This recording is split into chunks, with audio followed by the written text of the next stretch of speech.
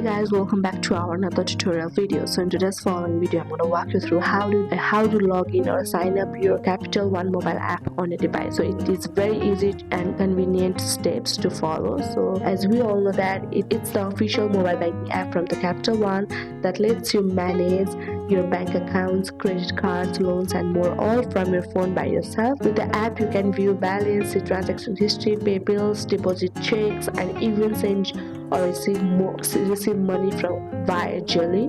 And it includes handy features like locking or unlocking your card if it lost or stolen, real-time alerts for purchase, and monitoring your card health through creative wise. So it have some of the security built-in features, like you can also enable through biometrics login like fingerprint, face ID or two-step verification, and get the fraud alerts via the app. So to explore all these features, first you need to log in to this app. To do so, first you need to make sure that Capital One mobile bank app is downloaded on a device, and then you need to open the Capital One mobile app. After opening the app, so this is the very first home page of this app. So there you can see you just need to enter your username, password, and then you will be able to sign in the options. If you also there is also the option like if you forget your password, you can just tap on the option forget username or password, and you can just easily recover it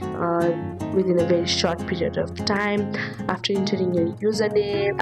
And then you just need to enter the highly secure passwords, and after completing all this you just need to tap on the option sign in, and you will be able to enter to this app and start its features to explore. So you may be also prompted for the two-step verification, example like a code sent to your phone or a code sent to your email address, and complete that to verify it's you. So once signed in, you can optionally enable like biometric logins like face ID or fingerprint for quicker access next time. So that's how you can just sign into this app and explore its features. That's it for today. Hope this video helped you. If this video helped you, do not forget to like, subscribe and hit the bell icon of our channel. Thank you and see you in the next video.